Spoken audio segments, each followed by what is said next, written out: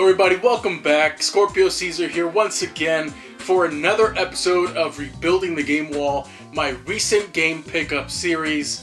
We got a lot to talk about in today's episode, and I kind of want to make it short and sweet, but it'll probably be a long one because I did a lot more than I was hoping. So with that out of the way, welcome to the Caesar Arcade. Get ready.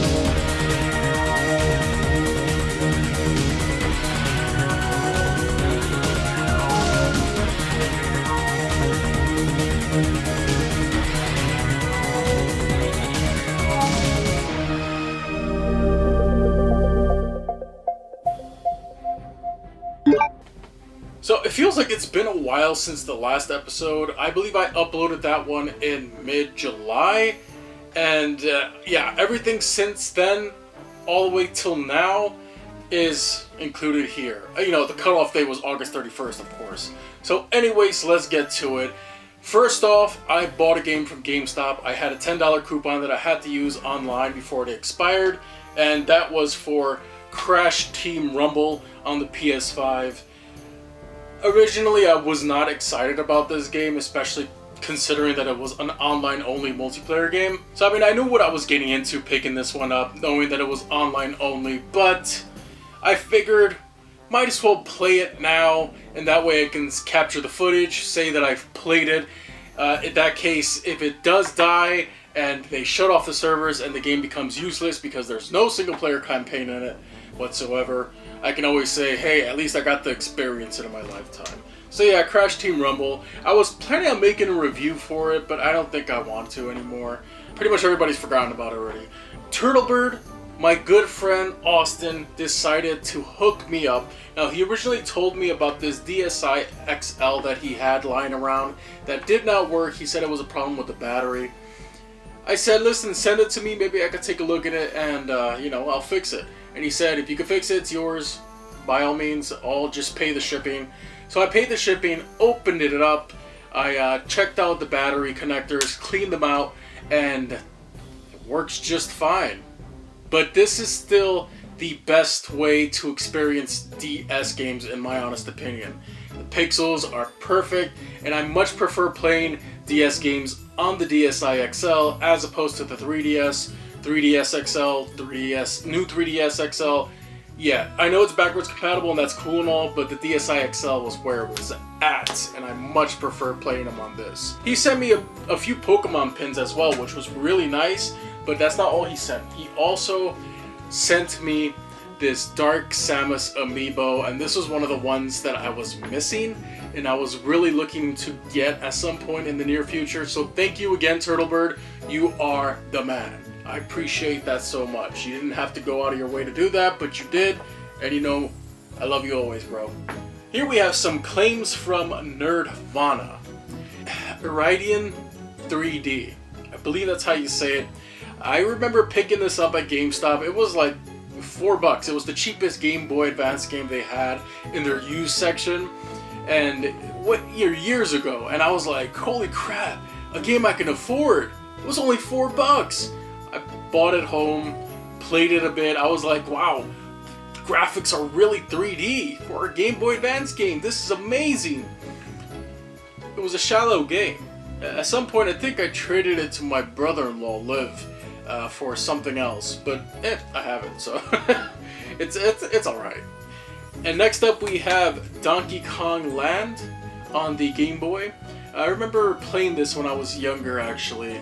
My late cousin Angie actually lent me her copy of the game, and I remember playing it and enjoying it for what it was. You know, it's definitely showing its age, but it's nice to have the Donkey Kong Land games because they were so different from the actual Donkey Kong Country games. And last but not least, we have Super Mario Land 2, the 6 golden coins. I've never actually owned the Super Mario Land games, and it's actually a really good one too. So thank you, Nerdvana, for those. Next up, we got some games from eBay. So let's start with these two over here. We have Prototype 1 and Prototype 2. At some point during the month of August, I decided to start watching reviews for these games and remembering that I never actually got around to playing them. Now I remember my brother-in-law really liking this one, and I remember watching him play it. I never really played it though, so I was always curious as to how it played. And these games are awesome, man. Like, I know they re-released them in a double pack for like the Xbox One and PS4, but the way they handled it was so like half-assed. They didn't do anything to enhance the games whatsoever, and that was quite unfortunate. So I decided might as well get them on the Xbox 360 and actually have the manuals complete in its box, so that's what I did. I got them complete. Next game we have is The Legend of Spyro A New Beginning. I never got around to playing the rebooted Legend of Spyro series, so this is like a first for me, and from what I played, it's a very interesting. I think it takes itself a little too seriously, but at the same time it's kind of charming. Granted, I can't stand David Spade, and the fact that he's in here as Sparks makes me want to blow my brains out. Seeing and catching are two different things, a big boy.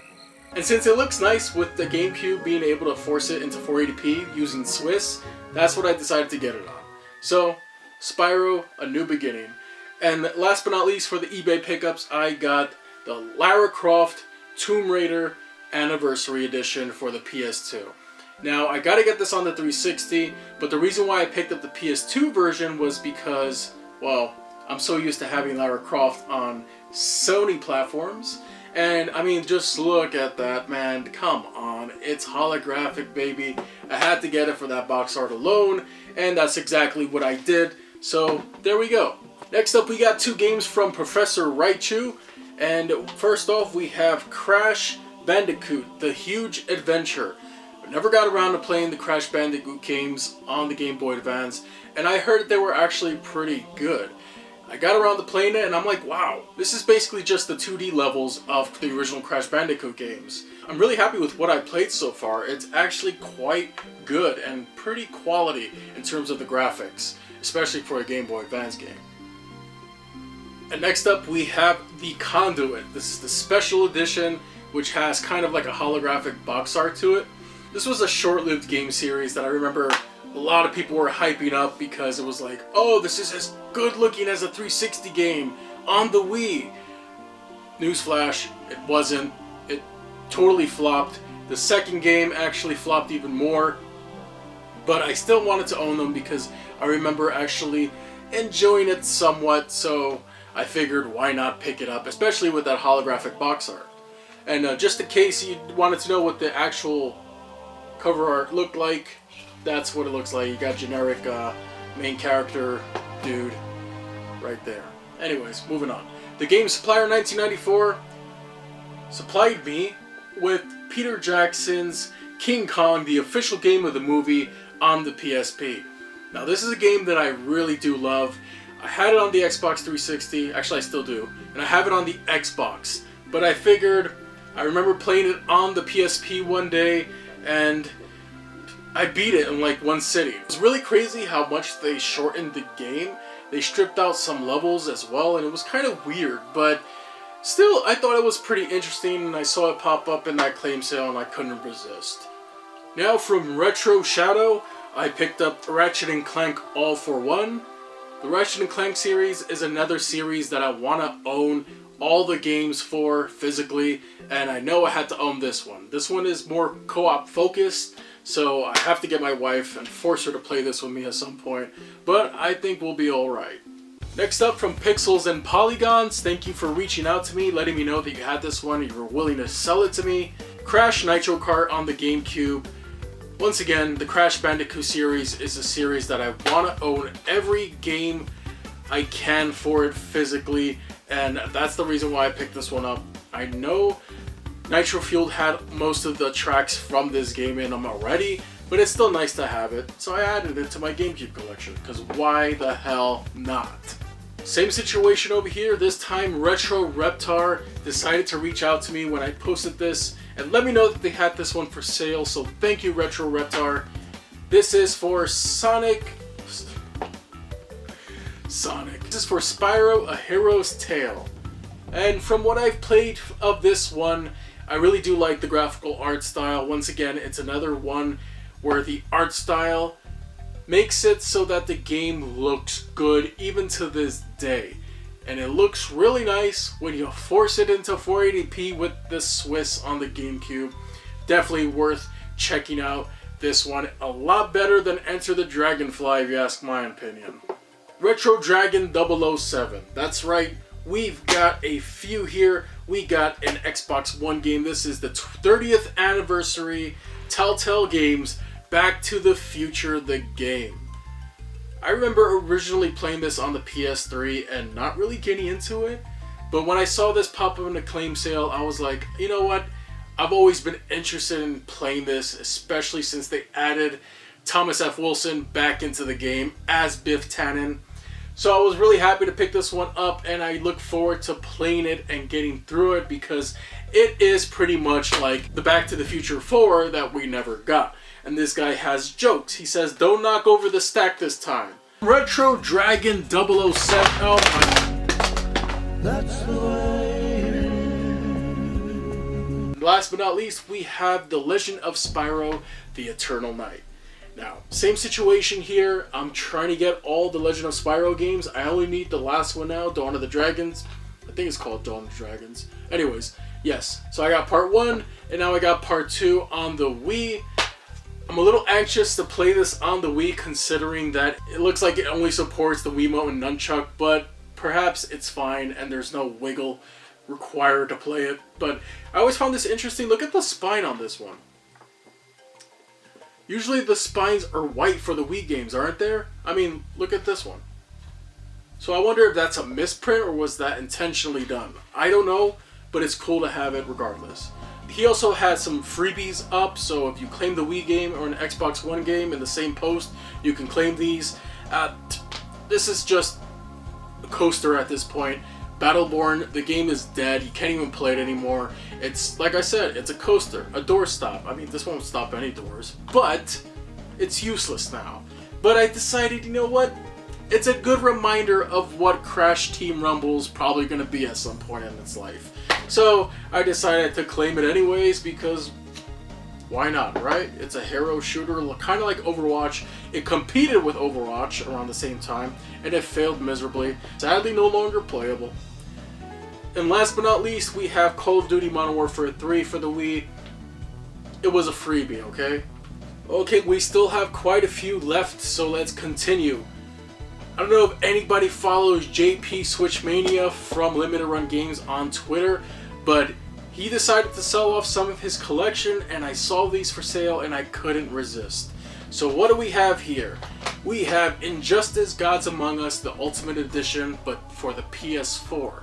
Now I recently got this on the PS3, but I mean, for the price that he was selling it for, why not have it on the PS4 with a better resolution and a better frame rate, probably. I don't know. Next up, a game I always wanted to check out but never got around to it when it came out. It had mixed reviews, but it's got Sam Witwer in it, so I can't complain.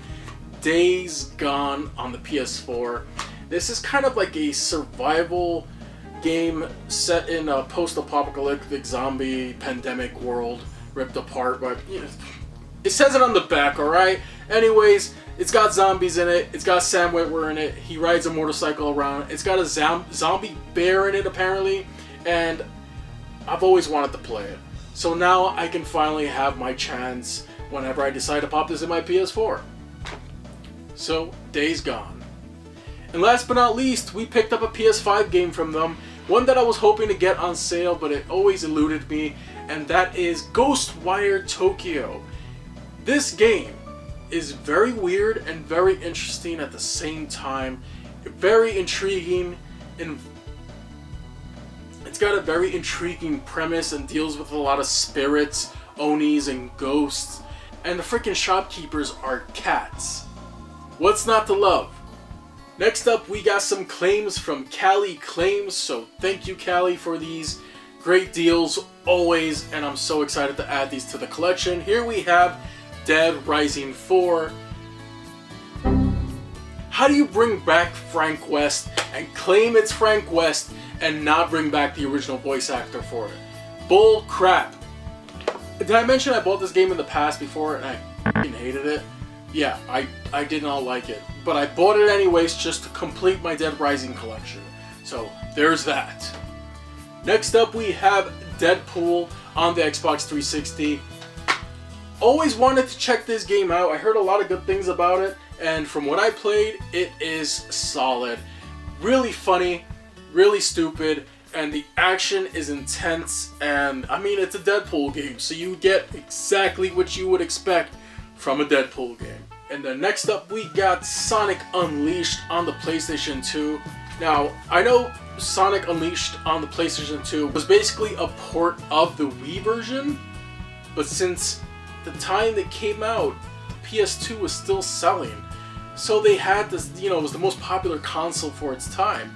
They decided to port it to the PlayStation 2, and it doesn't look as good as the Wii version, and it plays a little weird, but it is what it is. Look, I love Sonic Unleashed, okay? And that is Sonic and their Secret Rings and Sonic and the Black Knight. Two Sonic games that I never really gave a chance to. Now I have them 100% complete, and I can finally play them and see for myself exactly what I've been missing. And last but not least for today's episode, we're going to end it off with a bit of a whimper. We have Crash of the Titans on the Xbox 360. Like I said before, and I sound like a broken record at this point, I want every Sonic, Crash, Spyro, Lara Croft, Sly Cooper, Ratchet & Clank, Jak and Daxter game that I can get my hands on. This is one of the ones that'll help me complete it. I'm still missing its sequel, but I know a lot of people were butthurt when this came out. All I remember when I played the demo for this originally was thinking to myself, well, I guess this is what Crash Bandicoot is now. It's not a bad game, it's just a beat 'em up with a lot of screen tearing. Yeah, for some reason this version has a ton of it. So that's it for today's episode. Lots of pickups here, and I'm so excited to finally get these off my table and into the game wall. I went crazy this past month, and you're going to see September is going to start off crazy as well. But anyways, thank you all for tuning in. If you played any of these, let me know in the comment section below which one of these stood out to you the most in your experience. And once again, if you like content like this and you would like to see more videos, hit that like button, subscribe to the channel as always, and I'll see you all very soon. I wish you all a good game and a good night.